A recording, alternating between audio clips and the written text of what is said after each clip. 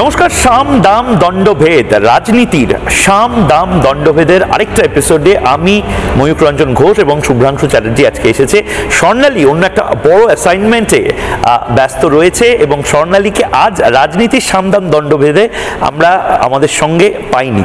আমি এবং শুভ্রাংশুদা এখন অফিসে রয়েছি এবং এই অফিসে থাকাকালীন আমরা যখন আমাদের নোটবুকে নোট নিচ্ছিলাম তখন দেখলাম যে পুজো চলে এলো কিন্তু কিছু জিনিস বদলালো না। পুজো চলে এলো কিন্তু পুজোর পরে আমাদেরও, আমার এবং শুভ্রাংশুদার মিলিতভাবে একসাথে শুভ্রাংশুদা এবং আমি বলতে শুরু করলাম যে শুভ্রাংশুদা জাস্ট এরকমভাবে বলছিল, ক্যালেন্ডারে নোটগুলো করে বলছে এসআইআর তো পুজোর পরেই, মানে আমাদের রিল্যাক্সেশন বলে কিছু নেই সংবাদকর্মী হিসাবে। এবার এসআইআর পুজোর পরে, পুজোর ঠিক আগে মানে মহালয়ার সময় থেকে, মানে এই জাস্ট মহালয়ার তিথি থেকেই আরএসএস এর 100 বছরের প্রোগ্রাম শুরু। গোটা বাংলায় একটা ভয়ঙ্কর কিছু আরএসএস এবার করছে এবং 3 নম্বর মাদ্রাসার ছেলেমেয়েরাও রাস্তায় এবার শুভ্রাংশুদা, মানে বাংলা বদলাচ্ছে না কিংবা হয়তো বিশাল কিছুর জন্য বদলাচ্ছে না। দেখো, দুর্গাপূজা যদি বলা হয় বাংলার, আমরা দুর্গাপূজা, আমরা সেই দুর্গাপূজায় দেখেছি তো কাকে উসুর করা হতো, কি ছবি হতো, কি হতো না হতো। মানে দুর্গাপূজার সঙ্গে বাংলার যে ইতিহাস সেটা কেবলমাত্র কেন, যখন দুর্গাপূজা শুরু হলো কেন, সেটাও তো একটা যুদ্ধ। রাবণকে মারার জন্য তো মানে যুদ্ধ, মানে রাম পুজো করছে। দুর্গাপূজার ইতিহাসটা মহিষাসুরকে মারার জন্য এবার মহিষাসুর যেটা বলে মর্দিনী, মানে দুর্গাপূজা সিস্টেমটাই একটা টোটাল রাজনৈতিক সিস্টেম। আমরা বলছি প্রণাম করছি, পুজো করছি, আধ্যাত্মিক বিষয়ে সব কিছু আছে, কিন্তু সেই আধ্যাত্মবাদের মধ্যেও লুকিয়ে আছে রাজনীতি। আর আমরা সেই রাজনীতি, এই যে বললো না সাম দাম দ্বন্দ্ব, এই যে রাজনীতি গোটা জীবন ধরে চলছে। পুজোর সময় আমরা আমোদে মাতবো, প্রমোদে মাতবো, কিছু জায়গা নেই। পুজো করব, মন দিয়ে পুজো করবো, কিন্তু সেই সঙ্গে কিছু মানুষ যারা আছে তারা আন্দোলন করছে, যেটা তুমি বললে মাদ্রাসার শিক্ষকরা, স্বয়ংসেবক যারা আছে আরএসএস, তারা বলছে তাদের 100 বছর হয়ে গেল এবং সেই বিপুল আকার নিয়েছে।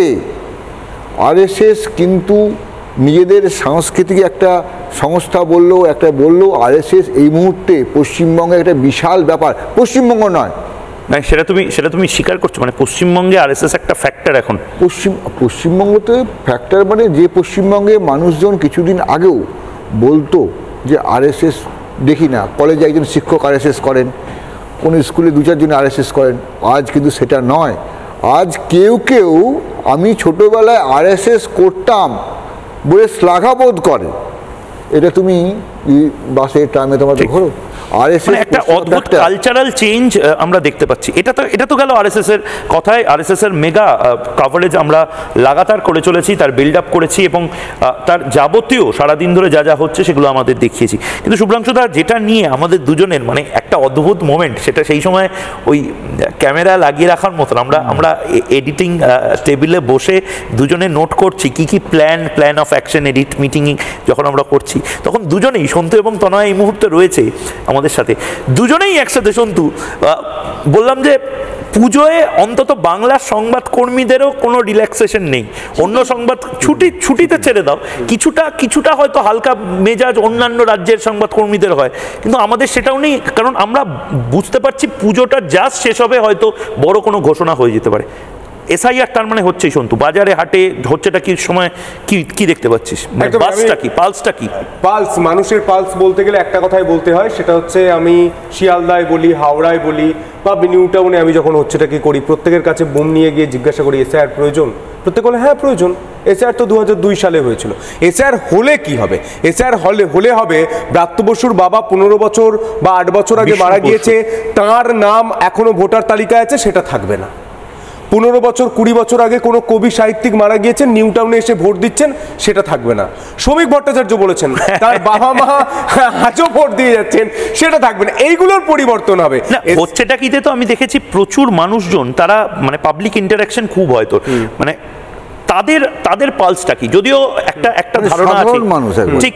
সেফোলজিস্ট যারা, তারা সাধারণত বলেন যে যারা ক্যামেরার সামনে বলে, এটা বাস্তব, কিন্তু যারা ক্যামেরার সামনে বাংলায় বলে তারা তার ঠিক উল্টো জায়গায় ভোট দেয়।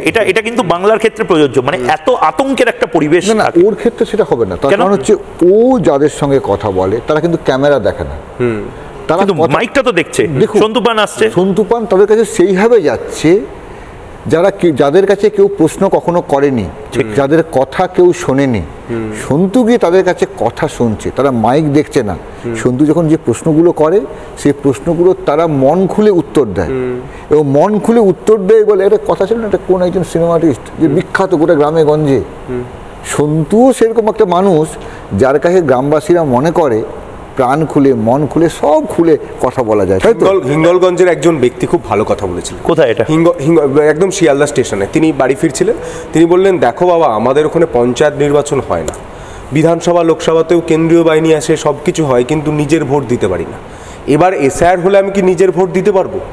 এসআইআরটা কি তিনি কিন্তু কিছু জানে না। আমি বলছি এসআইআর কি চাইছেন, মানে এসআইআর একটা সম্বল হয়ে যাচ্ছে জানো, বলছে আমি কি নিজের ভোট দিতে পারবো?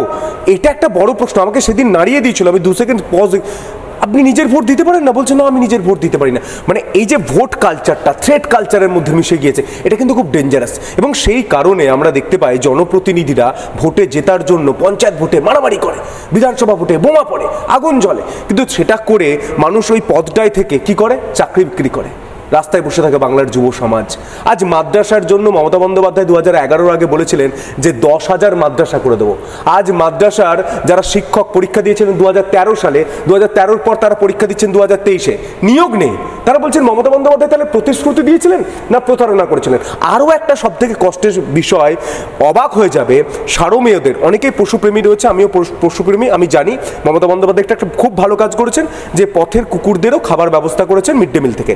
কিন্তু এটা একটা সব থেকে প্যাথেটিক বিষয়, মাদ্রাসায় যারা পড়ে সেই স্কুল পড়ুয়াদের জন্য, মাদ্রাসার পড়ুয়াদের জন্য কোনো মিড ডে মিলের ব্যবস্থা নেই। বন্দ্যোপাধ্যায় দেখুন, বিকাশ ভবনের সামনে আপনি যাদেরকে প্রতিশ্রুতি দিয়েছিলেন, যাদেরকে বলেছিলেন উন্নয়ন করে দিয়েছি, তারা আজ রাস্তায় দাঁড়িয়ে রয়েছেন। তিনি 7,000 মাদ্রাসা দিব বলে মসনদে বসেছেন। 235টি মাদ্রাসা দিয়েছিলেন, সেই 235টি মাদ্রাসাকে এখন পর্যন্ত মিড ডে মিল, জুতা, পোশাক কোনো কিছু দেওয়া হয় না। আমাদের 50,000 গোটা রাজ্যে আনএডেড মাদ্রাসায় ছাত্রছাত্রী, হাইকোর্ট অর্ডার করেছে যে রাস্তার কুকুরকে মিড ডে মিল দিতে হবে, কিন্তু 50,000 ছেলে মেয়ে সংখ্যালঘুকে কেন মিড ডে মিল হয় না? এই রাজ্য সরকারের লজ্জা। যদি কুকুরকে মিড ডে মিল দেওয়া হয়, সংখ্যালঘু ছাত্রছাত্রীকে যদি অন্যায় করে থাকে, যে আগামী 26-এ উনি কুকুরকে নিয়ে ভোট নিয়ে রাজ্যে বসবেন, আমরা সংখ্যালঘু উনাকে ভোট দিব না। সরাসরি ভোট ব্যাংকের চ্যালেঞ্জ দিচ্ছেন রাজ্যের মুখ্যমন্ত্রী মমতা বন্দ্যোপাধ্যায়কে। গোটা বাংলাকে আজ প্রতারণার জায়গায় রেখে দিয়েছেন। টাকাটা কিভাবে আসে? মিড ডে মিলের টাকা তো সিস্টেম অন্য। হ্যাঁ, কিন্তু সরকারি স্কুলগুলোতে যায়, কিন্তু মাদ্রাসায় কোনোভাবে মিড ডে মিল চালু করেনি মাদ্রাসা কি সরকারি স্কুল? সেটা যারা আন্দোলনকারী তাদের দাবি, শুভ্রাংশুদা, মানে তনয়াও গেছিল, আন্দোলনকারীদের দাবি কি? মানে একটা খুব ইউনিক জিনিস আমি দেখছি, মানে এটা আমি এরমভাবে বলতে চাই না, কিন্তু সাধারণত মাদ্রাসার আজকে যারা আন্দোলন করছেন তাদের মধ্যে থেকে অনেক মুখ পরিচিত তনয়া, তাদেরকে আমি দেখেছি মমতা বন্দ্যোপাধ্যায়ের জন্য জয়গান গাইতে। হঠাৎ করে তারাও বদলে যাচ্ছে, তারাও বিরক্ত মমতা বন্দ্যোপাধ্যায়কে নিয়ে। তুমি যখন মানে এই পুরো কভারেজটা করছিলে, মানে একটু বলো যে কি সেটা দেখিও একবার, এবং তারপর তনয় এবং সন্তুর থেকে জানবো এই ফিল্ডটা, বিহাইন্ড দ্য সিনস কি হলো। ওয়েস্ট বেঙ্গল মাদ্রাসা সার্ভিস কমিশন, এবং সেই সার্ভিস কমিশনের মূলত এখনো পর্যন্ত নিয়োগ বাকি রয়েছে। সপ্তমের SLST, এবং একই সঙ্গে আপনারা দেখতে পাচ্ছেন এখানে 2023-এ প্রাথমিক এবং উচ্চ প্রাথমিকের রেজাল্ট, সেই রেজাল্ট যাতে অবিলম্বে প্রকাশ করা হয়, মেরিট লিস্ট প্রকাশ করা হয় এবং তার ভিত্তিতে নিয়োগ করা হয়, সেই দাবিতেই কিন্তু আজ তারা পথে নেমেছেন। পারছি না, জানা নেই কতদিন আমাদের এইভাবে ভিক্ষা চাইতে হবে রাস্তায় নেমে। যদিও আমরা শিক্ষকতার জন্য রাস্তায় নেমেছি, আমরা ভিক্ষা নয় শিক্ষা চাইতে এসেছি, শিক্ষার অধিকার নিয়ে এসেছি। মমতা ব্যানার্জি চাইলে আমাদের নিয়োগ দিতে পারেন, কিন্তু জানি না কেন উনি আমাদের এইভাবে আটকে রেখেছেন। আজকে যতই প্রতিকূল প্রাকৃতিক অবস্থা হোক না কেন, আমরা আজকে বিকাশ ভবন যে অভিযানের ডাক দিয়েছি সেটা আমরা সফল করে ছাড়বো। যে আমরা আমাদের টার্গেট রয়েছে, আজকে অন স্পট আমাদের নোটিফিকেশন চাই, আজকেই রেজাল্ট চাই, এবং আজকেই মাননীয় মুখ্যমন্ত্রী কিংবা তথা আমাদের মাথা দপ্তরের তিনি মন্ত্রী রয়েছেন, উনি যেন আমাদেরকে আজকে আশ্বস্ত করেন। দাবি না পূরণ হলে কি করবে? আজকে যদি আমাদের দাবি না হয়, আমরা এখানেই আজকে বসে থাকবো, আজকে আমরা এখান থেকে যাব না। প্রথম যে বিষয়টা, যেমনটা সন্তু বললো এবং ময়ূক, শুভ্রাংশুদা প্রত্যেকেই রয়েছে, মাদ্রাসার যারা শিক্ষক শিক্ষিকারা তারা বলছেন যে শয়ে মাদ্রাসা, সবার প্রথম আমি এটা বলবার চেষ্টা করবো বা আলোকপাত করবো এই বিষয়টা মুখ, যে প্রত্যেকটা মাদ্রাসা শয়ে যে মাদ্রাসাগুলো রয়েছে সেগুলো নাকি সম্পূর্ণ ভঙ্গুর অবস্থায় পড়ে রয়েছে। তারা তিনটে কথা বলছেন। এক তো হচ্ছে পরিকাঠামোগত সমস্যা রয়েছে, যেখানে মাদ্রাসায় কোনো রকমের ছাত্রছাত্রীরা তারা যেতে পারছে না এবং তাদের জন্য ঠিকঠাক মতন সুস্বাস্থ্যকর পরিবেশটাও নেই যে সেখানে গিয়ে তারা পড়াশোনা করতে পারে। দ্বিতীয় পয়েন্টে তারা বলছেন যে পর্যাপ্ত শিক্ষক নেই। এক তো গেল পরিকাঠামো নেই, দ্বিতীয়ত শিক্ষক নেই। শিক্ষক নিয়োগ কেন হচ্ছে না সেটা নিয়ে বড় প্রশ্ন তুলছেন তারা। যেখানে বারংবার প্রতিশ্রুতি দেওয়া হচ্ছে, সেই প্রতিশ্রুতি নাকি পূরণ হচ্ছে না। 3 নম্বর যেটা সবথেকে আরও বেশি ভয়ঙ্কর, সেটা হচ্ছে যে আমরা দেখছি যে এই সাম্প্রতিক সময়ে নিশ্চিতভাবে তোমার মনেও থাকবে যে মাদ্রাসার বেশ কয়েকজন শিক্ষক শিক্ষিকা তারা পথে বসে রয়েছেন কারণ বেতন বৃদ্ধি হচ্ছে না। আর তারই সঙ্গে তো সন্তু যোগ করলো যে মিড ডে মিলের খাবারটা পর্যন্ত তাদেরকে দেওয়া হচ্ছে না।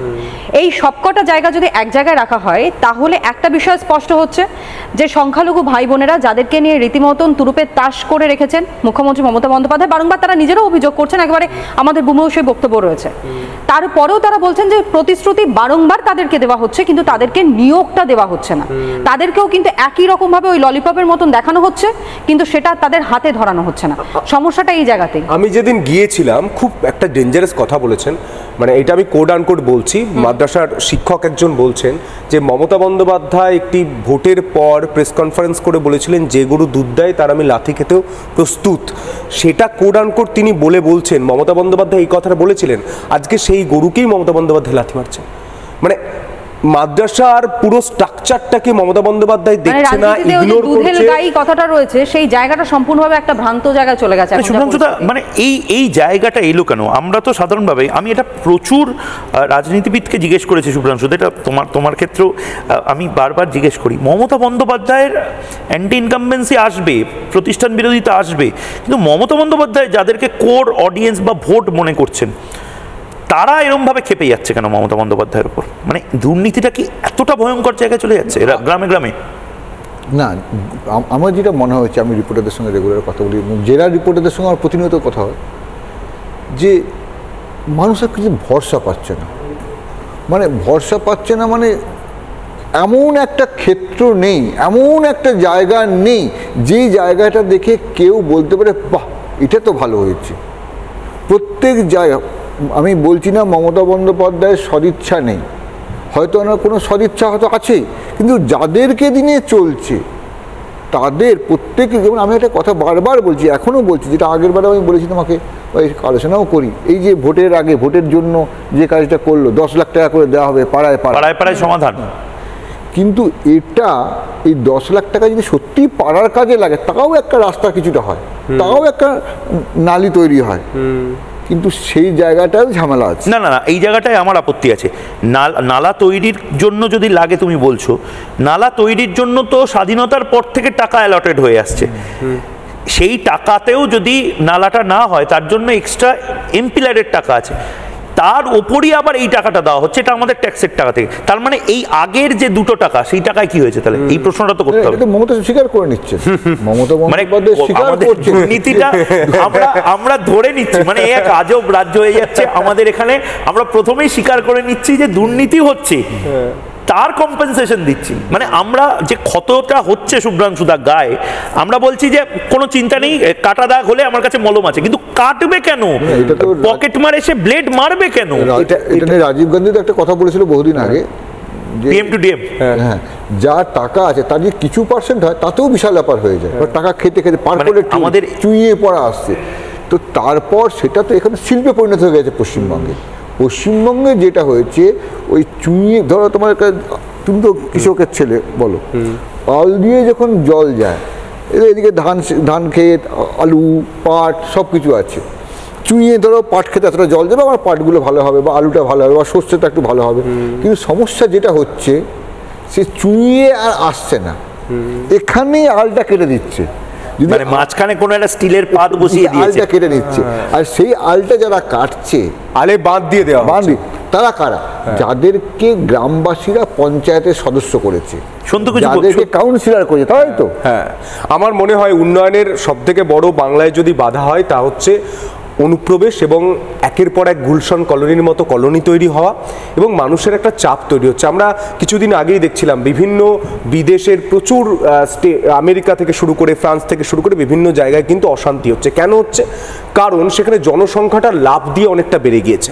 আমরা গুলশান বিদেশি অনুপ্রবেশকারীর জন্য, এবং আমরা যদি গুলশান ওরা কিন্তু জানিস তো ওরা কিন্তু আনন্দ পায়।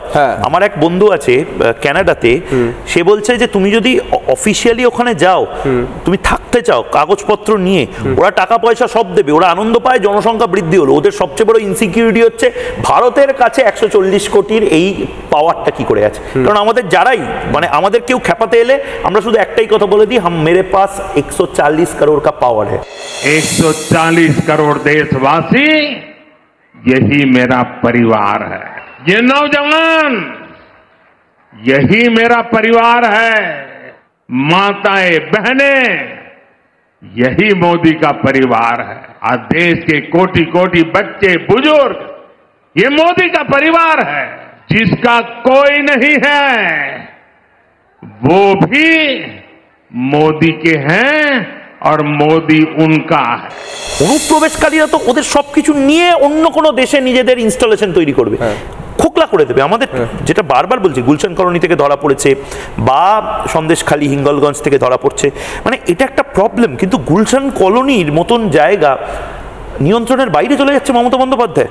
মানে যে ছবিগুলো গুলশান কলোনিতে, যে ছবিগুলো প্রকাশ্য দিবালোকে আমরা দেখলাম, আমরা রাতের অন্ধকারে যে ছবি দেখছি, গুলশান কলোনি কি একটা আলাদা দেশে পরিণত হচ্ছে, এটা একটা ভয়ঙ্কর দিক।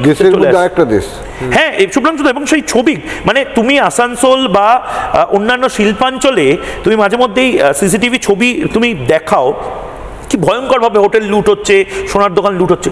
গুলশান কলোনি, তার ঠিক গুলশান কলোনির সামনে কেউ যদি দাঁড়ায় তাহলে উল্টো দিকে দেখতে পারবে সায়েন্স সিটি, তার পাশে সারা কলকাতার সবচেয়ে ধনী ব্যক্তিরা, আমি নাম বলছি না, সেই বহুতলটি আছে, তার থেকে একটু এগোলে পার্ক সার্কাস হয়ে একদম নবান্নতে চলে যাবে, পেছন দিয়ে সোনারপুর চলে যাবে, তুমি একদম ভাঙড় হয়ে বর্ডারে চলে যেতে পারবে।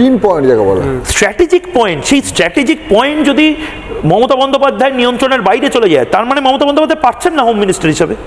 কিন্তু সাধারণ মানুষ তারাও প্রশ্ন করছে, গুলি চলছে, আমরা কি প্রবলেম, যে আমরা কি আলোচনা করলাম এর মধ্যে? মাদ্রাসা বললাম, তিনটে মাদ্রাসা, এসআইআর, গুলশান কলোনি এবং গোটা রাজ্য জুড়ে লুট।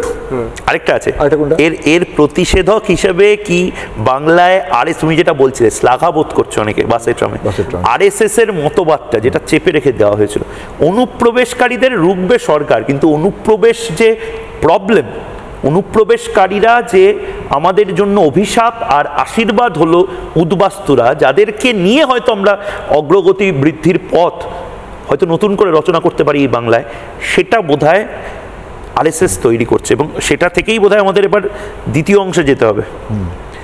দ্বিতীয় অংশে একটা যাওয়ার আগে একটা প্রতিবেদন দেখব, সন্তু এবং তনয়া যে কথাগুলো বলছিল, অনুপ্রবেশ এবং এসআইআর, মাদ্রাসার ছেলেমেয়েরা খেপে আছে, এই দুটো অংশ।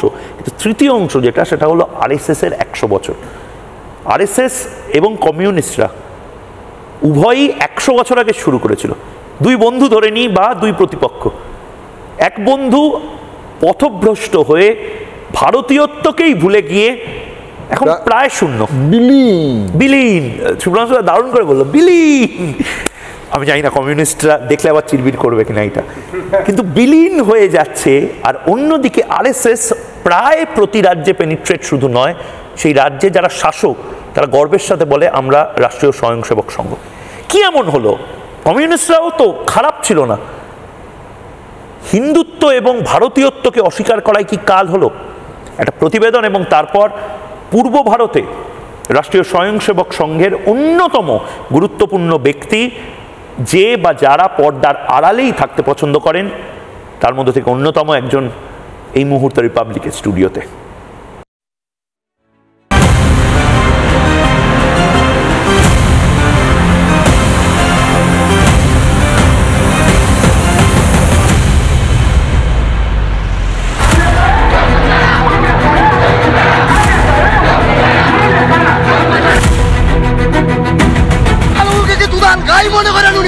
সংখ্যালঘুর ভোট দিয়ে সংখ্যালঘুদের মাদ্রাসাকে নিয়ে ছিনিমিনি খেলছেন।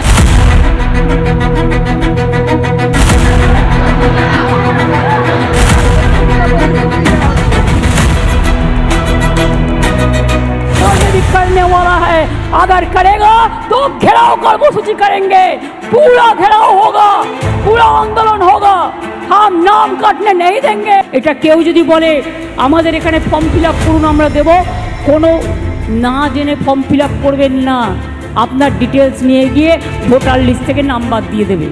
2-3 মাসের মধ্যে কি সম্ভব পুরো ভোটার লিস্ট তৈরি করা? 2002 থেকে বাবা মা সার্টিফিকেট দাও এসআইআর করতে গেলে, কোত্থেকে দেবে? আমরা জন্মেছি কোথায়? ঘরে তো। কয়েকটা জিনিস আমরা যেটা নিয়ে আলোচনা করব, তার জন্য এই মুহূর্তে আমাদের সাথে চলে এসেছেন প্রান্ত প্রচার প্রমুখ রাষ্ট্রীয় স্বয়ংসেবক সংঘ বিপ্লব রায়। বিপ্লবদার মতন মানুষেরা সাধারণত পর্দার পেছনে থাকতে পছন্দ করেন, বিপ্লব রায়ের মতন মানুষরা, বিপ্লব রায়ের মতন স্বয়ংসেবকরা সাধারণত ক্যামেরা থেকে কয়েক লক্ষ কিলোমিটার দূরে থাকার জন্য একটা প্রচেষ্টা করেন, কিন্তু আজ বলা যায় বিপ্লবদাদের ধরে বেঁধে এখানে ক্যামেরার সামনে বসিয়ে আনা। বিপ্লবদা প্রথমত রিপাবলিকের স্টুডিওয়ে এসে এরকম একটা বিশাল 100 বছরের এই উদযাপনের আগে কেমন লাগছে? ভালো, রিপাবলিক বাংলাকে ধন্যবাদ জানাই। আগামীকাল রাষ্ট্রীয় স্বয়ংসেবক সংঘের পশ্চিমবঙ্গে প্রায় 300-র ওপরে বিজয়া দশমী উপলক্ষে প্রথম শতবর্ষের কার্যক্রম শুরু হবে। এই সময় রিপাবলিক বাংলা এই অনুষ্ঠান করছে, এর জন্য তাদেরকে সাধুবাদ। মানে মহালয়ার দিন থেকেই আপনারা বলছেন 100 বছরের অনুষ্ঠান শুরু। 300টা শাখা, 300 শাখা পশ্চিমবঙ্গে এই মুহূর্তে আছে। পশ্চিমবঙ্গে এখন প্রায় 3000 শাখা, মিলন এবং মণ্ডলী এবং শাখা এই মিলে প্রায় 3200 আছে। সেইখানটায় আমরা যেটা করেছি, নগর এবং খণ্ডে, আলাদা আলাদা নগরে আলাদা আলাদা খণ্ডে স্বয়ংসেবকরা, সংঘপ্রেমীরা গণবেশ পরে, সংঘের যে পূর্ণ গণবেশ আছে সেই পূর্ণ গণবেশ পরে এক জায়গায় একত্রিত হবে। কোথাও পথসঞ্চালনের মাধ্যমে হবে, কোথাও একত্রীকরণ হয়ে সেখানে শারীরিক প্রদর্শনের মাধ্যমে এই সূচনা হবে, বিজয়া দশমী উদযাপন সূচনা হবে। বাংলাতে এই জন্য হবে, বাংলাতে মহালয়া এই জন্য হবে যে বাংলাতে দেবী দুর্গা আসেন, আর মহালয়ার দিন তাকে স্বাগত জানানো হয় রাষ্ট্রীয় স্বয়ংসেবক সংঘের পক্ষ থেকে। আরও একটা দিক হচ্ছে যে রাষ্ট্রীয় স্বয়ংসেবক সংঘের শুরু ডাক্তার হেডগেওয়ার করেছিলেন সেইটা বাংলাতে এসে, মানে সংঘ শুরু হয়েছিল 1925-এ। মানে উনি কলকাতা মেডিকেল কলেজেরই বোধহয় ডাক্তার পড়াশোনা করেছিলেন। 1910-এ কলকাতায় পড়াশোনা করতে এসেছিলেন। পড়াশোনা করা তো একটা তার ছিল, কিন্তু অছিলাটা ছিল যে বিপ্লবী আন্দোলন অনুশীলন সমিতির সঙ্গে যোগদান, পুলিন বিহারী। অর্থাৎ 2025 থেকে আরও 10 বছর আগে বাংলাতে এসেছিলেন, যে হয়তো রাষ্ট্রীয় স্বয়ংসেবক সংঘের বীজ সেই সময় তার মনে ছিল, তখন নামটাম ঠিক হয়নি, কিন্তু এই ধরনের একটা ভাবনা তার মধ্যে ছিল যে সংগঠন কিভাবে করতে হয়। আপনি বলছেন যে বাঙালির সাথে মহালয়া যেভাবে ওতপ্রোতভাবে জড়িত, ঠিক সেরকমই বাঙালির সাথে এই মহালয়ার দিন আরএসএসের এই কার্যক্রম ওতপ্রোতভাবে জড়িত। মানে এই যে বাঙালি অস্মিতা থেকে শুরু করে এত কিছু চারপাশে রাজনৈতিক নেতারা করছেন, আমি নাম বলছি না রাজনৈতিক নেতার, যেহেতু আপনারাও রাজনীতির একদম নির্দিষ্টভাবে বলয়ের বাইরে থাকতে পছন্দ করেন, কিন্তু তার মানে বাঙালি তো আরএসএস বরাবর ছিল।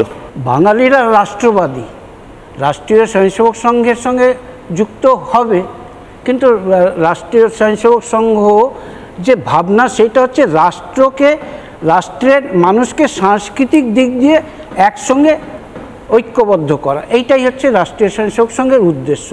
সেই জন্য বাংলার মানুষের মধ্যে রাষ্ট্রীয় বোধ চিরদিন ছিল। আমরা জানি Bengal things today, India things tomorrow সেই সময় থেকে আছে, তারও আগের থেকে আছে, সেইগুলো ইতিহাস, সেইগুলো পর্যায়ক্রমে আমরা জানতেই পারি। এই যে আরএসএস চলছে, তো আমার একটা জিনিস বলার আছে, আপনারা নিজেদেরকে মনে করেনটা কি? আপনারা কি সংস্কৃতির প্রচার করেন, না অন্য কিছু করেন, না আপনারা গোপনভাবে একটা পার্টি চালান, রাজনৈতিক পার্টি চালান? আমি একটু ইতিহাসের দিকে যাই। ডাক্তার হেডগেওয়ার জন্মজাত দেশভক্ত ছিলেন, তো উনি বিপ্লবী আন্দোলনের সঙ্গে যুক্ত হওয়ার জন্য কলকাতায় এসে অনুশীলন সমিতিতে প্রথম মাসেই ডাক্তারি অ্যাডমিশন হয়েছে আর সঙ্গে অনুশীলন সমিতিতে তার যোগদান হয়েছে। 1 বছরের মধ্যে তাদের যে কোর সমিতি তাতে যুক্ত হয়ে কোকেন নামে ছদ্মনামে বিপ্লবী আন্দোলন করেছেন। ছদ্ম ব্যাপার আছে, ছদ্ম ব্যাপার, তার ছদ্ম ব্যাপার ছিল পড়াশোনা, মানে মেডিকেল যেহেতু পড়াশোনা পড়াশোনা করছে সেই জন্য ছদ্মনামে বিপ্লবী এখানে এমবিবিএস পড়তে এসেছেন। এমবিবিএস, হ্যাঁ। রাষ্ট্রীয় স্বয়ংসেবক সংঘ কাজের 2-3টে ধাপ, স্টেপ। একটা হচ্ছে 1948 পর্যন্ত, 1925 থেকে 1948। 1948-এ সংঘ কাজ শুরু হয়ে গেছিল। 1925 থেকে 40-এর মধ্যে সারা দেশে, 1925 থেকে 37-38 পর্যন্ত মহারাষ্ট্রে, তারপরেই 1938-39-40-এ সারা দেশে। আমাদের বাংলাতে 39-এ শুরু হয়েছিল, পাঞ্জাবে 39-এ শুরু হয়েছিল, জম্মু কাশ্মীরে 39-এ শুরু হয়েছিল, এরকম প্রায় সব জায়গাতেই 39-এ শুরু হয়েছিল। তো হওয়ার পরেতে রাষ্ট্রীয় স্বয়ংসেবক সংঘের কাজ বাড়তে থাকে। 1947-এ দেশ ভাগ হয়। 47-এ দেশ ভাগ হওয়ার পরেতে দেশের ভাগ হয়, দেশের ভাগ হয়, মানুষের ভাগ হয়, রাজনৈতিক কারণে ভাগ হয়। ময়ূকদা বলছেন যে রাজনৈতিক দিক দিয়ে বাংলা আছে কিনা, তো দেশ রাজনৈতিকভাবে ভাগ হয়। ভাগ হওয়ার ফলে 2 দেশ থেকে আমাদের 3টে দেশ হয়ে যায়, ভারতবর্ষ 3টে দেশ হয়ে যায়। তো 2টো দেশ থেকে আর উদ্বাস্তুরা ভারতবর্ষে আসতে থাকে। তো সেই সময় স্বয়ংসেবকরা উদ্বাস্তুদেরকে আর তাদেরকে মানে তাদের সহায়তা করার জন্য বিভিন্নভাবে পাঞ্জাবেও করেছিল, দিল্লিতে করেছিল, সেই রকম বাংলাতেও করেছিল, মুর্শিদাবাদ, মালদা, নদিয়া, কলকাতা। মানে বিপ্লবদা, আপনি বলছেন যে স্বয়ংসেবকরা উদ্বাস্তুদের সহায়তা করত, কিন্তু এমন একটা প্রচার হয়েছে যে বামপন্থীরাই যেন শুধুমাত্র উদ্বাস্তু আন্দোলনটা করে গেছে। উদ্বাস্তুদের নিয়ে আন্দোলন করেছে, রাজনৈতিক আন্দোলন করেছে তাদের দলকে শক্ত করার জন্য। রাষ্ট্রীয় স্বয়ংসেবক সেইটা করেনি, মানুষগুলোকে সাহায্য করে, মানুষের সাহায্য করা হয়েছে। বাস্তুহারা সহায়তা সমিতির নামে আজকেও নিদর্শন রয়েছে নদিয়াতে, মুর্শিদাবাদে, মালদাতে বিদ্যালয় চলে। সেইখানে প্রথমে তাদেরকে বসতি পুনর্বাসনের ব্যবস্থা করা হয়েছিল, তাদের ত্রাণ দেওয়া হয়েছিল ইত্যাদি, তারপরে শিক্ষা ব্যবস্থা করা হয়েছিল। মানুষের জীবন যাপনের জন্য যেটা দরকার সেটা হয়েছিল। কিন্তু বামপন্থীরা সেইটা রাজনৈতিক আন্দোলনে করেছে, ঠিক আছে, কেন্দ্র বিরোধী আন্দোলন করেছে। রাষ্ট্রীয় স্বয়ংসেবক সংঘ রাজনীতির দিকে কখনো যেতে চায়নি। আপনি বলছেন রাজনৈতিকভাবে করেনি, মানুষের কাজ করেছে। মানুষের কাজ, তাহলে যদি মানুষের এতই কাজ করে থাকে তাহলে আচমকা এখন আমি যেখানে শুনি সবাই বলছে আমরা আরএসএস, ম্যাক্সিমাম লোক বলছে। আমাদের বিশাল একটা পশ্চিমবঙ্গ জুড়ে আরএসএস, আপনি নিজেই বললেন একটু আগে 3000-এর উপরে আমাদের শাখা, সেটা এতদিন হয়নি কেন, এখন হচ্ছে কেন? না, শাখা 1925-এ 1925-এ শুরু করার ইয়ের মধ্যে 17টা শাখা নাগপুরে ছিল। পশ্চিমবঙ্গের কথা বলবো, 1939-এ শুরু হয়েছিল, 42-এ প্রায় 50টা শাখা, মানে 2 বাংলা, এখন মানে অবিভক্ত বাংলায় প্রায় 50টা শাখা ছিল। ময়মনসিংহ, রংপুর, এই সব জায়গাতেও সঙ্গে শাখা পৌঁছেছিল। সেখানকার স্বয়ংসেবকরা পরবর্তী সময়ে এখানে কাজ করেছে, প্রচারক হিসাবেও কাজ করেছিল, এবং সেই সময় যারা ওপার বাংলাতে গিয়ে কাজ করেছেন তারা এসে এখানে কাজ করেছে। তো সঙ্ঘের শাখা সেইভাবে বেড়েছে। সঙ্ঘের শাখা তো সামাজিকভাবে, সঙ্ঘের শাখার যে পদ্ধতি সেটা হচ্ছে প্রত্যেক দিন একটা নির্দিষ্ট, সংঘ যেটা করছে যে অনুশাসন শেখানো, মানুষের মধ্যে জাতীয়তাবোধ এবং অনুশাসন এবং জাতীয়তাবোধ না থাকলে দেশ পূর্ণ থাকবে না, এটাই হয়েছে। সেই জন্য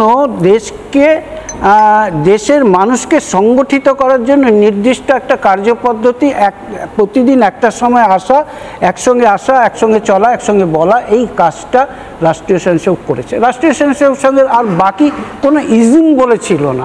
আমরা তো সকলকে বন্ধু ভাবি না, আপনারা সব রাজনৈতিক দলকে বন্ধু ভাবি, মানে বামপন্থীরাও বন্ধু ভাবে। একদম তাই। লোকে যে বলে বিজেপির ঘনিষ্ঠ নন, আপনারা বিজেপির ঘনিষ্ঠতা সেই অর্থে বিজেপিতে কি আছে, বিজেপির যে রাজনৈতিক দল তারা মনে করে যে রাষ্ট্রীয় স্বয়ংসেবক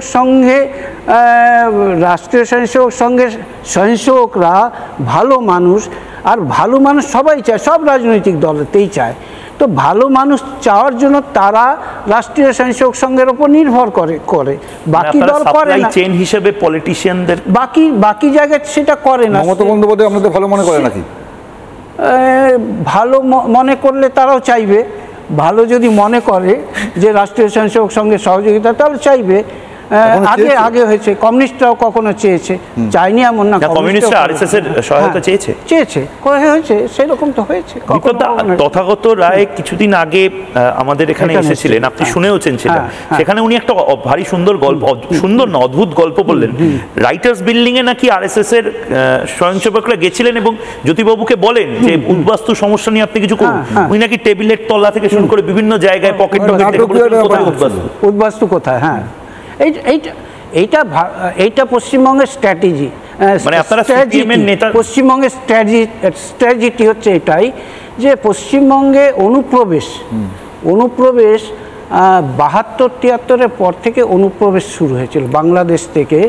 মানে অনুপ্রবেশকারীরা মানে হিন্দু নয়, মুসলমান অনুপ্রবেশ। হিন্দুরা তো উদ্বাস্তু, এটা তো স্বীকৃত, 71-এর পরে এসেছে, কিন্তু 72-73-75 পরে এইটা বেড়ে যেতে শুরু করেছে অনুপ্রবেশ। তখন রাষ্ট্রীয় স্বয়ংসেবক সংঘ আর পশ্চিমবঙ্গে গভর্নর, তৎকালীন মুখ্যমন্ত্রী, তাদের কাছে যে অনুপ্রবেশ কোথা দিয়ে করতো, তখন এক ছোটো পকেট ছিল, সেই পকেট কোনগুলো সেইগুলো নির্দিষ্ট করে তাদেরকে। তখন স্বরাষ্ট্রমন্ত্রী বুদ্ধদেব ভট্টাচার্য ছিলেন, তখন উনি এইটা একদম অবজ্ঞা করেছিলেন যে না, এটা হতে পারে না, এরা সাম্প্রদায়িকতা ছড়াচ্ছে। কিন্তু পরে আর মাত্র কয়েক বছর পরেই আমরা দেখলাম যে তার ভয়াবহতা আজকে তো বিভীষিকাতে পরিণত হয়েছে। এটা আজকে সকলে মানছে যে অনুপ্রবেশ আজকে আমাদের সকলের যন্ত্রণা। সে যে রাজনৈতিক দল তাদেরকে সমর্থন করতে চাইছে, করছে, তারাও ভাবছে যে এটা একটা বিভীষিকা। আচ্ছা বিপ্লব দা, আপনি কত বছর এই স্বয়ংসেবক হিসেবে? আমি রাষ্ট্রীয় স্বয়ংসেবক সংঘে আমার যখন বয়স মোটামুটি 10-11, 1968-তে আমি রাষ্ট্রীয় ছাত্র ছিলাম। সেই অবস্থাতে পশ্চিমবঙ্গেই পুরো সময় পশ্চিমবঙ্গেতেই আমি আসানসোলে এলেন। কি করে এলেন রাষ্ট্রীয় স্বয়ংসেবক সংঘে? রাষ্ট্রীয় এসএফআইও করতে পারতেন, আপনি তো কংগ্রেসও করতে পারতেন। এসএফআই আমার বাবা, আপনাদের যে গুরু, তিনি তো ওখানে কংগ্রেস করতেন আগে। আমার বাবা উনি কংগ্রেস ছিলেন তো? কংগ্রেস করতেন। আমার বাবা কমিউনিস্ট পার্টির সদস্য ছিলেন, বাবা চাকরি করতেন। আপনার বাবা কমিউনিস্ট ছিলেন, ছেলে আরএসএস এর? আমি ছোট থেকে আরএসএস, কিন্তু আমার বাবা বলতেন যে আমার ছেলে ঠিক জায়গায় আছে। একদম প্রথম দিকে তাদের সেই পার্টির থেকে কখনো কখনো বাবাকে বলেছে তোমার ছেলে কোথায় যায়, যেটা করছে সেটা ঠিক না। তো আমার বাবা একদম দৃঢ়ভাবে বলেছে। আপনারা কোথায়? আসানসোল। আসানসোলে তো লাল ছিল, লাল মাটি, লাল পতাকা, এই জায়গায় আরএসএস করতেন বলে তো। আমি একটা কথা বলছি, মানে ওনার যেখানে বাড়ি তার থেকে ঠিক 20 মিটার বা 25 মিটার দূরে আমার বাড়ি, পাশাপাশি বাড়ি। তো ওই গোটা অঞ্চলটা লাল, গাঢ় লাল, কয়লা খনি, গাঢ় লাল, ইস্পাত এই চিত্তরঞ্জন রেল কারখানা, আর হিন্দুস্তান কেবলস, আর ইসকো। এই জায়গাটায় যে পথ করে লাল পতাকা উঠতো, তার মাঝখান থেকে ওরা লড়াই করতো, গেরুয়া পতাকা লড়াই করতো। ওই দিলীপ ঘোষ, সেও তো আপনাদের বাড়ি থেকে ওখানে গিয়ে লড়াইটা শুরু করছিল। তারপর বলুন, আমার শুরুটা বলুন। আমি যখন সঙ্গের শাখায় আসি, আমি শাখার মুখ্য শিক্ষক ছিলাম, একটা শাখার মুখ্য শিক্ষক ছিলাম। তো সেই সময় আমাকে একদিন রাস্তায় ঘিরলো কয়েকজন আমাদের সহপাঠী, আমি তখন 9-এ পড়ি, সেই সহপাঠীরা ঘিরে তারা বলছে এই এসএফআইয়ের মেম্বার হবি না? এটা ব্যক্তিগত। তা আমি বললাম তোমরা জানোই তো আমি এই শাখার মুখ্য শিক্ষক। আর তখন দণ্ড নিয়েই যেতাম, বাড়ির থেকে দণ্ড নিয়ে হাফ প্যান্ট পরেই শাখায় যেতাম, আবার বাড়িতেও আসতাম দণ্ড নিয়ে হাফ প্যান্ট পরে। তো তারা ঘিরে ধরে বলছে মেম্বার হবি না? আমি বললাম না, আমি আরএসএস করি, আমি আরএসএস এই শাখার মুখ্য শিক্ষক। তখন আর মেম্বার হবি না? আমি বললাম না, হব না। তো তার মধ্যে একজন সিনিয়র ছিল আমাদের থেকে 2 ক্লাস উঁচুতে পড়ে, আমাদের স্কুলেই পড়ে। তো সে বললো ঠিক আছে দেখে নেবো, আমিও বললাম ঠিক আছে আমিও দেখে নেবো। আমারও পা কাঁপছে, ওই যে লাল ঝান্ডা পা কাঁপছে, কিন্তু আমি কোন জায়গাটা হয়েছে মানে ওইটা ওই যে দক্ষিণ পশ্চিম জানা আছে, দক্ষিণ পশ্চিমের যে দুর্গাপূজা হয় তার পাশের মাঠটা স্কুল আছে, স্কুলের পাশেই মাঠ, সেই মাঠে মধ্য গগনে সিপিএম। হ্যাঁ হ্যাঁ, মধ্য গগনে সিপিএম। কিন্তু আমরা এইভাবেই চ্যালেঞ্জ নিয়ে কাজ করেছি। দিলীপ ঘোষ আসানসোলের জেলা প্রচারক ছিল সেই সময়। আমরা সকলেই জানি যে বামপন্থীর সেই সময় প্রতি বছর 13টা 14টা করে বন্ধ হতো, শব্দ বন্ধ হতো। বন্ধ একটা শরীরের মজ্জায় হয়ে যেত, প্রায় প্রত্যেক মাসে বন্ধ হতো। বড় বড় প্রথমে বাংলা বন্ধ, পরে ভারত বন্ধের নামে বন্ধ হতো। চিত্তরঞ্জনে আমরা আমাদের শ্রমিক সংগঠন ভারতীয় মজদুর সংঘ তারা ঠিক করলো যে আমরা বন্ধ করতে দেব না। মনে আছে গল্পটা? হ্যাঁ, করতে দেবো। দিলীপ ঘোষ তখন এইখানে জেলা প্রচারক। আচ্ছা, আরএসএস এর লোকেরা নাকি ওই রয়ের এজেন্ট বা মোজাতের এজেন্টের মতন খুব গোপনে গোপনে কাজ করে, এটা কি সত্যি কথা? বিভিন্ন বাড়িতে গ্রামে আপনারা চলে যান, সেখানেই রাত কাটান, সেখানে খাবার খান। রাষ্ট্রীয় স্বয়ংসেবক সংঘ পারিবারিক সংগঠন, মানে রাষ্ট্রীয় স্বয়ংসেবক সংঘ পারিবারিক সংঘ। আমাদের সঙ্গে যাদের সম্পর্ক হয়, সঙ্গে স্বয়ংসেবক যারা হয়, সঙ্গে সদস্য যারা, সঙ্গে শুভানুধ্যায়ী হয়, তাদেরকে আমরা মনে করি তারা আমার পরিবারের অঙ্গভূত। তাই আমরা তাদের বাড়িতে যেতে সংকোচ করি না, তারাও আমাদের বাড়িতে এলে সংকোচ বোধ করি না। আমার ভাইয়ের মতন, আমার দিদির মতন, আমার বৌদি বা ঘনিষ্ঠ আত্মীয়র মতন আমার মনে হয়। তখন তাদের সঙ্গে সেই রকম ব্যবহারই করি। রাষ্ট্রীয় স্বয়ংসেবক সংঘের এই কথাটা পরম পূজনীয় শ্রী গুরুজিকে করেছিলেন একজন বিশিষ্ট, যে রাষ্ট্রীয় স্বয়ংসেবক সংঘের এই যে শক্তি উত্তরোত্তর বাড়ছে, এর স্ট্র্যাটেজিটা কি? সেই স্ট্র্যাটেজিটা উনি বললেন, রাষ্ট্রীয় স্বয়ংসেবক সংঘের কাজ হচ্ছে হার্ট টু হার্ট, মানে হৃদয়ের সঙ্গে হৃদয়ের সম্পর্ক। তো এই আমরা এই দিলীপ ঘোষ আমাদের এখানে এলে আমাদের বাড়িতে থাকতেন। আমরা 4 ভাই ছিলাম, 4 ভাইয়ের সঙ্গে 1 ভাই 5 ভাই, পঞ্চপাণ্ডব, সেইভাবে থাকতাম। আমাদের সুখে দুঃখের সে থাকতো, আমাদের ভাবনা সে থাকতো। আমরা যা খেতাম, আমরা সামান্য নিম্ন মধ্যবিত্ত পরিবার ছিলাম। তো দিলীপ ঘোষ ছাড়াও যারা প্রচারক ছিলেন এখন অখিল ভারতীয় স্তরে অনেকে হয়েছে, তারাও মানে রাশিয়ানরা আমাদের যে ক্যামেরাড্রি বলে একটা শব্দ শিখিয়েছিল, ভ্রাতৃত্ববোধ, কমরেড, যেখান থেকে শব্দটা আসছে, মানে আপনারাও কমরেড, কিন্তু রাষ্ট্রবাদী কমরেড না। কমিউনিস্ট এবং আরএসএস দুটোই 100 বছর আগে শুরু হলো। হ্যাঁ, আজ আরএসএস এইরকম ভাবে এই জায়গায় এত জায়গাতে পেনিট্রেট করছে, আর কমিউনিস্টদের কি হলো? এটা খারাপ লাগা থাকে না? তার কারণ তাদের মধ্যে ভারতীয়ত্ব বোধ ছিল না, কমিউনিস্টদের মধ্যে ভারতীয়ত্ব বোধ ছিল না। এই কারণে আমি 2-3টে বিষয় বলছি। যে আমরা মাঝে মাঝে প্রেস মিট করি, তখন গণশক্তির সম্পাদকরাও আসেন। তো তারা এসে আমরা যে প্রেস ব্রিফিং করি, তারা পুঙ্খানুপুঙ্খভাবে দেখেন। তো তারা আর আমাদের সাংগঠনিক ইয়েগুলো সেগুলো তারা লক্ষ্য করে এবং সঙ্গে সঙ্গে তারা জানতে চায়। তো জানার পরে তারা সেটা প্রচেষ্টা করে, কিন্তু প্রচেষ্টা করার তাদের জায়গা নেই। এই কারণে তারা বড় হতে পারেনি। তারা আর তাদের রাজনৈতিক উদ্দেশ্য ছিল, রাজনৈতিক উদ্দেশ্যে ভারতবর্ষ রাজনীতি ছিল, বিভিন্ন রাজনীতি ছিল। আমাদের দেশ স্বাধীন হয়েছে 1947-এ। তার আগে তো যে রাজতন্ত্র ছিল, আলাদা আলাদা রাজ ভাবনা ছিল, কিন্তু সেই আলাদা আলাদা যে ভাবনা, সেই ভাবনাতে মানে আপনি যেটা বলতে চাইছেন ছিল, কিন্তু মানুষ, সারা দেশের মানুষের ঐক্যবোধটা, সংস্কৃতির ভাবনাটা এক ছিল। মানে আপনি যেটা বলতে চাইছেন রাজনীতি, রাজস্থানের পুরুষের সঙ্গে কোচবিহারের স্ত্রীর বিবাহ হয়েছে, নেপালের মানুষের সঙ্গে ভারতবর্ষের মানুষের বিয়ে, সংস্কৃতির যে মিলন সেইটা ছিল। এইটা রাষ্ট্রীয় স্বয়ংসেবক সংঘ আর এগিয়ে নিয়ে যায় সাংস্কৃতিক সংগঠন হিসাবে, সাংস্কৃতিক সংগঠন হিসাবে। এখানে তো একটা সমস্যা হচ্ছে, এই যে সংখ্যালঘু যাদের আমরা বলি, তারা কেউ কেউ বলছে যে আরএসএস একটু দুষ্টু আছে।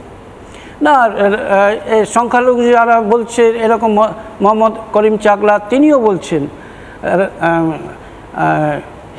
হিন্দুত্ব হচ্ছে ওয়ে অফ লাইফ। ঠিক আছে, ভারতবর্ষে যদি থাকতে হয় তো হিন্দুত্বের বিচার মানতে হবে। তো মোহাম্মদ করিম চাকলাও বলেছে, উনিও মুসলমান। ঠিক আছে, কেউ কেউ যে দুষ্টু বলছে আপনাদেরকে, ঠিক আছে, সেটা হতেই পারে, সেটা হতে পারে। আমাদের 4 ভাইয়ের মধ্যে 1 ভাই দুষ্টু, আমাদের ভাইয়ের মধ্যেই পড়ে। ভাই অবশ্যই তাই। মানে আপনারা বলছেন যে সংখ্যালঘু সংখ্যাগুরুর যে দ্বন্দ্বটা সেটা আসলে ভাই ভাই দ্বন্দ্ব। একটা জিনিস হচ্ছে যে ভারত ভাগ হয়ে গেছে, ভারত ভাগ হয়ে যাওয়ার পরে এই সমস্যাটা বেশি করে মাথা চাড়া দিয়েছে। তো ভারত ভাগ হয়ে যাওয়াতে আজকে লাভ কি হয়েছে কারো? না ভারতবর্ষের লাভ হয়েছে, রাজনৈতিকভাবে ভারতবর্ষের লাভ হয়েছে, বাংলাদেশের হয়েছে কি? বাংলাদেশ হয়েছে, তখন তো পাকিস্তান ছিল, পাকিস্তান হয়ে লাভ হয়নি। পশ্চিম পাকিস্তান, আজকের পাকিস্তান লাভ তো হয়নি, তারা তো ডিটোরেট করে যাচ্ছে। ভারতবর্ষ তাও একটা সংখ্যাধিক্য, তাদের বৈচিত্র্য থাকার কারণেতে তারা আর উন্নতির দিকে যাচ্ছে। কিন্তু ওই দেশগুলোর কি অবস্থা?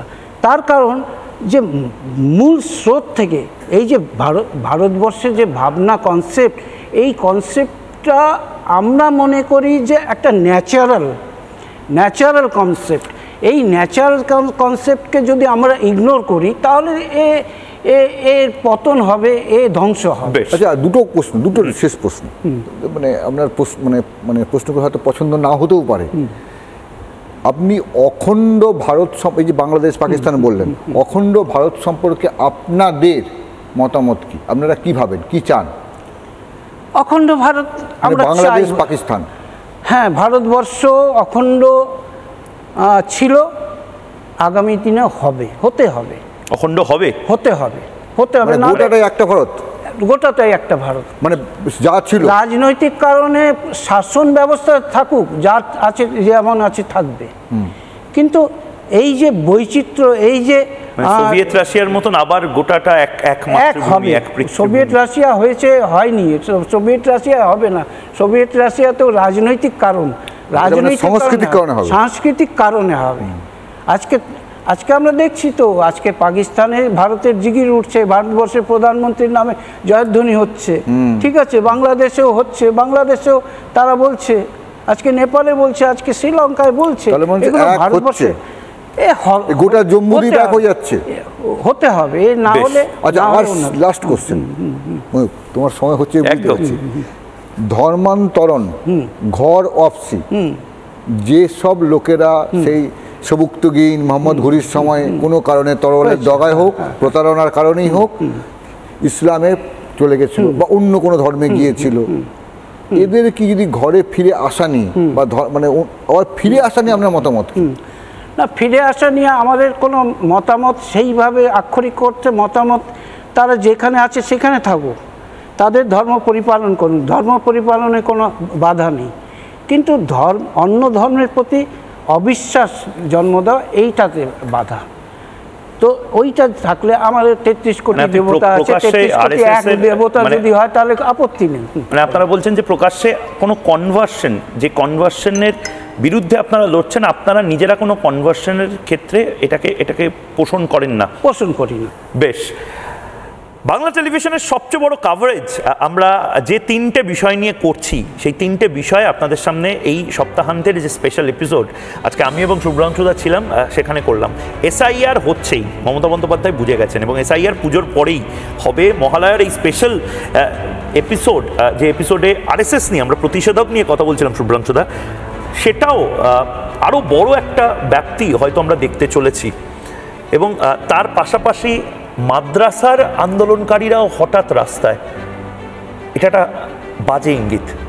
এই সমস্ত কিছু লাগাতার আপনারা দেখতে থাকুন এবং চোখ থাক রিপাবলিক বাংলায়, কথা হবে চোখে চোখ রেখে। আজকে এখানেই শেষ করছি, একটা ছোট্ট বিরতি।